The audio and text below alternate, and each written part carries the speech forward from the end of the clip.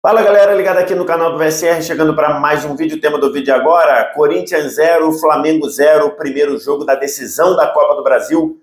Vamos falar sobre isso. Antes, aquele ritual que você me ajuda de deixar o like, se inscrever no canal aqui embaixo, que ajuda a movimentar o vídeo, e claro, compartilhar o conteúdo aí nos seus grupos, que você fala de futebol, no WhatsApp, no Telegram, aquele teu grupo que você fala sobre o Flamengo, que você fala sobre o Corinthians. Copia o link, joga lá para mais gente vir aqui para o debate, porque tivemos o primeiro jogo da decisão da Copa do Brasil, na Neoquímica Arena, e terminou com um rotundo 0-0. Eu vou falar sobre alguns aspectos do jogo. Acho que esse vídeo não deve ser muito longo. O que aconteceu nesse jogo, e eu vou falar sobre a arbitragem também no fim do jogo, no fim do vídeo, perdão, foi mais um exemplo daquele que a gente costuma ver final em dois jogos, e normalmente a gente vê um primeiro jogo ruim, e esse primeiro jogo para mim foi ruim. Foi, talvez ruim esteja sendo um pouco exagerado, mas foi um jogo abaixo do que poderia ser. Acho que para mim está muito claro ali que os dois times procuraram não errar mais do que acertar.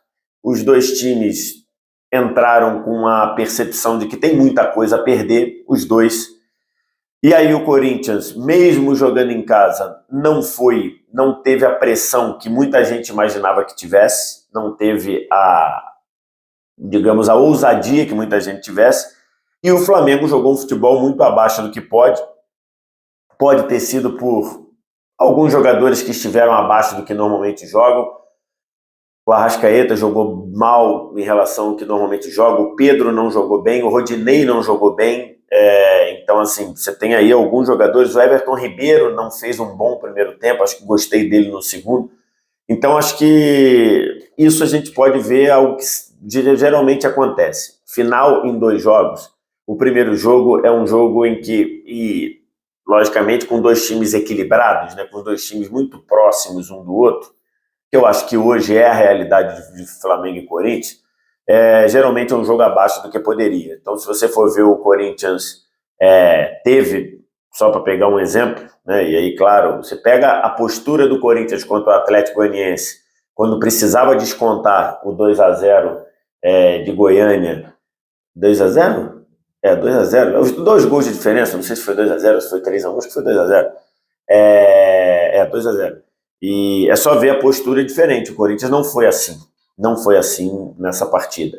E o Flamengo, é só você ver a rapidez ou a velocidade com que o Flamengo troca passe, e não fez isso, especialmente no primeiro tempo. O Flamengo no primeiro tempo muito, digamos, muito precavido, muito conservador. O time do Corinthians incomodou enquanto teve gás para marcar alto, e acho que, se você reparar, o Corinthians termina o primeiro tempo jogando melhor que o Flamengo ali nos últimos 10 minutos e tudo. E acho que ali no próprio segundo tempo, quando o Flamengo passou a ter um pouquinho mais de espaço, com o Corinthians caindo fisicamente, esse é um problema do Corinthians. O Corinthians decai muito fisicamente nos segundos tempos. Mesmo assim, o Flamengo não jogou o que poderia, mas produziu para vencer. Eu acho que se tivesse que ter um vencedor, para mim teria que ter sido o Flamengo.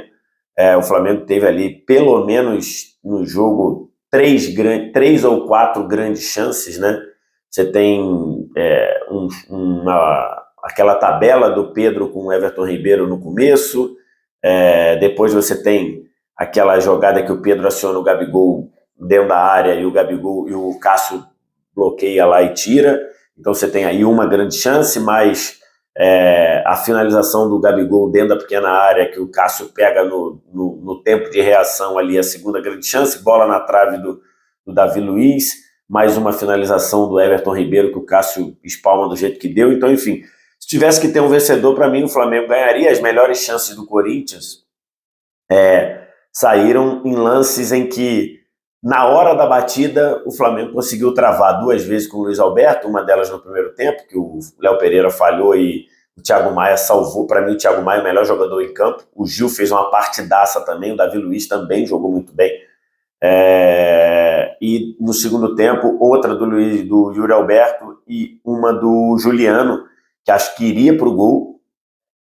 Iria ser uma chance clara ali, mas o Léo Pereira cortou no meio do caminho. Então é isso, assim, fica tudo para quarta-feira no Maracanã. porque é algo normal, tem sido algo normal em finais de 2 jogos.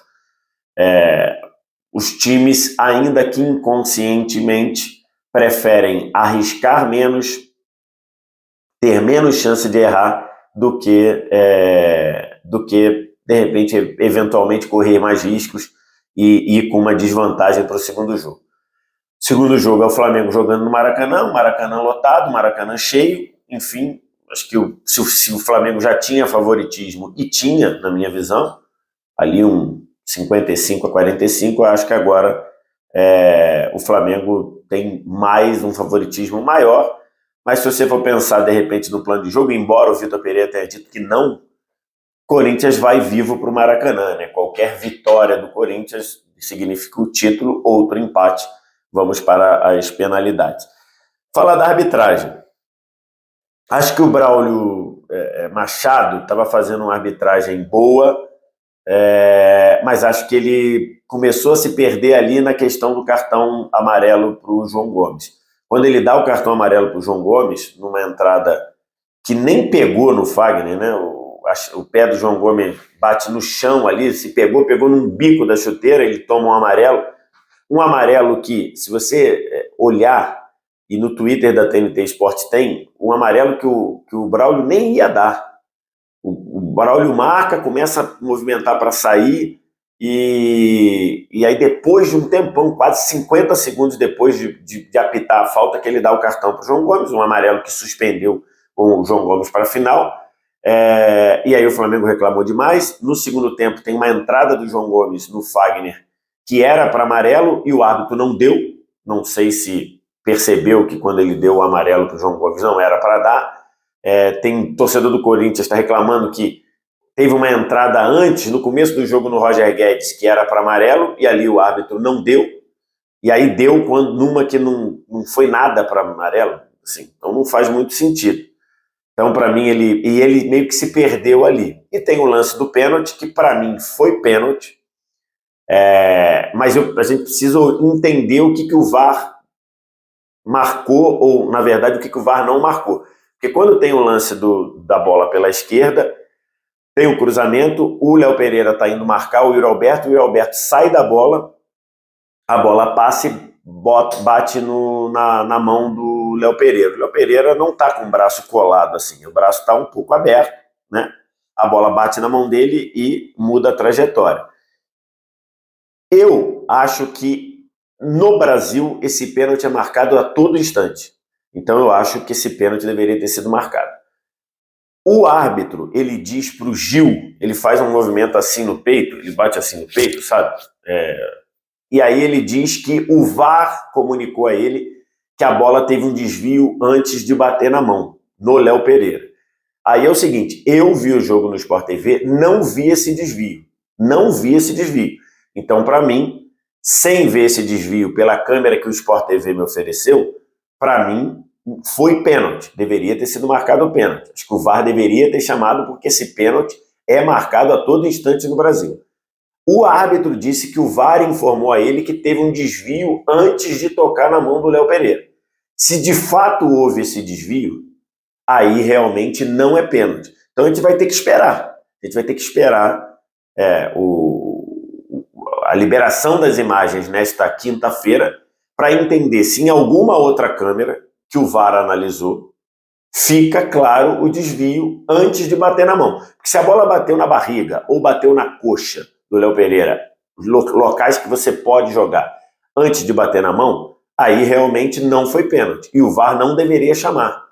Tá? Porque eu vi muita gente escrevendo bobagem. Olha, o VAR nem chamou para o árbitro dar uma olhada. Não existe o VAR chamar para o árbitro dar uma olhada.